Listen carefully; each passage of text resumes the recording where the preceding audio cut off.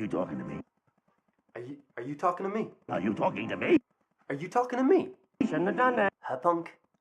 You talking to me? Are you talking to me? Now they're in for it. They call me Mr. Pig!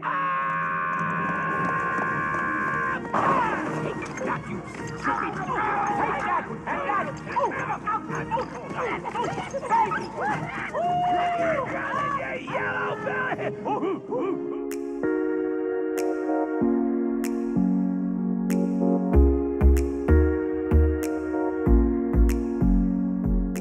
Hi guys, welcome to CYC. My name's Nathan Hayes, and today I want to talk to you about anger and aggression. And we're going to start off with a bit of an exercise, and this may be upsetting for some of you, so I'm going to need a timestamp here if any of you would like to skip past it. Having said that, if you're up for it, let's jump into it. So we'll start by closing your eyes. I want you to imagine a child. I want you to imagine the pudgy cheeks and the clear blue eyes and the thick curly hair, and this child is so cute and cuddly, and it's yours. I want you to have that image in your head. I want you to hold on to that now for a moment, okay? Now imagine you're in the middle of nowhere in a forest. It feels grey, doesn't feel safe. The child is behind you, is backed against a tree, and there's a man coming towards you. I want you to feel your breath go in and out. This man wants to hurt you, wants to hurt the child. I want you to feel your eyes narrow on him as you take in everything. Your skin is sensitive to any movement in the air. I want you to feel your breath quicken. He continues forward. I want you to feel the blood going to all of your muscles. You are ready, you are primed to do whatever it takes to stop this man at this moment. This is a primal response that I'm trying to tap into, and it's built into all of us. That was only a short exercise, but I can almost guarantee it had some effect. You can feel some form of fight or flight response kicking in. Now, some people feel that response and it excites them. This is what your thrill seekers are about, and this is what people that like fighting, like boxing and stuff like that, they like that adrenaline. For other people then, it makes them super anxious, almost panicked. They don't like it at all. And then there are some people that outright deny it, to themselves and to others, that they are even capable of any form of aggression. If anyone is still feeling anxious or panicked, finish off the scenario. Feel your breathing, feel your heartbeat. See the man in front of you. You're going to charge at him, you're going to avoid his hand, you're going to grab him, and you're going to throw him like a football. Make it as cartoonish as you want. Doesn't matter. Just know that you are unstoppable and he's gone. And the important part then is that you turn around and the child is there and hugs you. Feel that. It sees that you are dangerous, you are capable of being terrifying, but it knows that it is safe because there is nothing you wouldn't do to protect it. You are a force of nature in this situation. Now I want you to feel that. Breathe slow. And then we'll jump back into it. Yeah? Aces. So how does this feed into chaos? Like, why am I talking about anger on this channel? Well, I view anger as a fuel. And yes, it's risky to use. I'm not trying to condone a short fuse or physical aggression. But in our teaching that anger is bad, that we minimize it, we ignore it, we punish it, we're forgetting to teach that it is also a fuel. Your clearest example of this is a pro fighter. Like, they're trying to knock each other's heads off. They are definitely aggressive, but they are calm as hell in the ring. If they lose their cool, they will lose the fight. That's the whole thing about like being psyched out before a fight, is that you get too aggressive, you get too much, and then you get knocked out. Okay, maybe you don't empathize with like fighters. So think of a lawyer. Exact same principle. They go for blood in the courtroom. And if they lose their cool, if they lose control, they will lose, more than likely. And the funny thing is about lawyers is they'll all go off for a drink afterwards, like together. And they just leave it in the courtroom. They like switch it on and off at will, it seems. Think of like a politician or a businessman. You want them to be aggressive too. You want your politician to be aggressive in trying to chase down and get the policies through. And you want your businessman to be aggressive in advertising and getting stuff done. Because aggression at its core is acknowledging there's something wrong, having the focus and energy to act on it. And then there's also a threat of aggression that lets people know that you're serious and you're not pushed around on this matter. Think of me right now. Look at my face. Look at the way I'm kind of talking to you. I'm trying to convince you. I'm trying to persuade you. There's a certain amount of force, like minimal as it is. If someone's trying to convince you of something, there is the fact that they have conviction means that they have some form of anger. I know anger is, your understanding of anger won't be this, but I want to try and change that. I want those low levels of anger to become acceptable, because that's what makes you formidable. That's what makes you unmovable.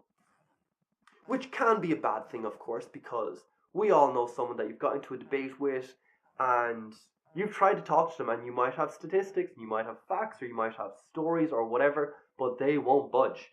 Maybe you even know like a flat earther, or you know like an anti-vax, or you know whatever, and you're trying to persuade them, they're trying to persuade you, and you just butt heads.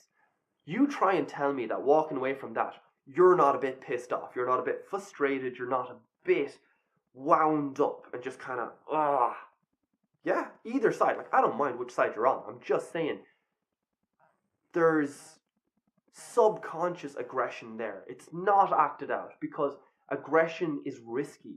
Like, physical aggression is risky. It's not worth it. There's a reason why it's last resort. There's a reason why our society has made it last resort, and that's because it's better for everyone. Because if you get into a fight, chances are you'll get injured, and that's good for no one. It's not good for you. Whatever point you proved just isn't worth it, and you'll end up like not being able to work anymore or something like that. Like, potentially, like the cost-benefit analysis just, it doesn't weigh up. Physical violence is always last resort. But if you're trying to convince someone, if you're trying to be persuasive, there's just an unspoken aggression in it. You're talking, you're going, you're come on guys, let's go. Motivation. I'm trying to get you to do what I want. You get me? So let's go back to the exercise to illustrate this point. You've three people. The child, yourself, and the man. So, what is the child? The child is whatever your cause is. It's your why. It's your top priority. This can be childcare, or this can be going to explore the world, or this can be work, or whatever it is. But it's your number one. It's whatever you orientate yourself around, primarily. If you're unsure of your why or what to orientate yourself around, I'm going to leave a link below to a video I've already done called Givers and Takers that focuses on that topic. Shameless plug. Ugh. Is it even a plug when it's to like 50 people? Anyway, back to the exercise. So if the child represents whatever drives you or whatever you orientate yourself around, the man clearly represents anything that might threaten it. But always know that the man, that scary man who's trying to threaten your why, your drive, your motivation, it's never going to be a person. Sounds weird, but it's not. It's going to be the adjective you put before the person. So if you have a sabotaging friend that just doesn't like to see you do well, or you have an oppressive boss that just pushes you down, or an unsupportive partner that just doesn't care about what your current project is, you can't cut all of those people out. So you're going to have to learn how to negotiate and manage those relationships to orientate them towards what your motivation is, what you're trying to chase after. This is important for 3 reasons. 1, I've already said that you can't cut all of these people out, but I want you to think about it further. What happens if your drive changes? Or you're progressing further in your drive and you need those relationships to change. What if they were perfectly supportive beforehand, but now you need them to hold you more accountable, or you need them to mind you a bit more, or whatever it is, but you might need them to change slightly, as a natural progression of your drive, your project picking up steam. Number 2, sometimes it's going to be your drive, it's going to be the child that you're trying to protect. That's going to be the man, it's going to be getting in its own way. Maybe you work too much and you're going to burn yourself out, and that's not going to help. Or maybe the project you're working on, that business you're trying to grow, maybe part of it is holding you back. It might have been in your original idea, but maybe you might have to cut it loose, and that might hurt. And that leaves us with number 3, and that's that sometimes it's within you.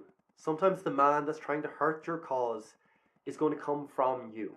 It's going to be a low work ethic, or just a low tolerance for something, like if you're a musician and you just can't tolerate driving around the whole time, that's going to get in the way. Maybe it's going to be impulsivity or just lack of attention, or it's going to be addiction, or whatever it is. It's going to be some form of character flaw that you've to get over. So don't hate the person, because I do not want you to hate yourself. That's not going to serve you at all. You have to isolate it. You have to put it down really small to just the specific behavior that's causing the problem, whether it's with someone else or with yourself. And this leads us to the final tenet of anger and aggression, and that is to always use minimal necessary force. Because whether it's yourself or somebody else, nobody wants a tyrant. You have to learn to navigate and negotiate and massage the situation. Because very few people respond to being ordered at. But nobody responds to weakness. Your boss would have a very tough time of keeping order if there wasn't that ultimate response of firing somebody. And we are not condoning physical aggression or lashing out. That's not it. But there is that ultimate response always of pulling your resources from somebody, of cutting them loose, whether it's a business relationship and the resource is financial, or it's a friendly relationship and the resource is emotional, whether it's just caring and encouraging each other or just investment in each other's lives. I do not want you to cut people loose, but I don't want you to be afraid of it either. You have to be unstoppable. You have to be fierce in your drive, whatever is motivating you, whatever you're aiming towards. Do not let people get in the way.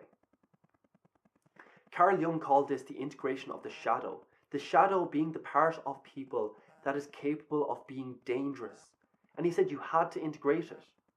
I want you to think of any movie, and the main character is not weak. There is no virtue in being weak and harmless. The main character is strong and fierce. They live a good life, but they are terrifying and dangerous to the enemy, to the people that are opposing that good life.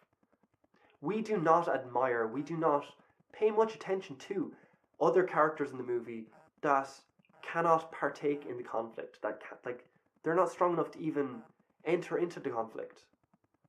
They're side characters. We don't care. We do not aspire to be them. We aspire to be the main character, the unstoppable force that protects this good life, that aims forward and doesn't stop. So that's it for today. 3 things I want you to remember. 1, remain calm. Do not lose your head. Do not get angry or you will lose the situation. Number 2, isolate the problem. It's a behavior, it's the interaction, it's the situation. It is not the person. Be focused. And number 3, be fierce. Be unstoppable. You are a force of nature if you choose to be one. So go be one. Having said that, thanks for watching. Guys, I have so much fun making these and I'm really loving this whole project. So leave some feedback down below if you have some. They are super helpful and it's really helping me focus on this. And I'm going to say thanks and I will see you next week. Bye guys.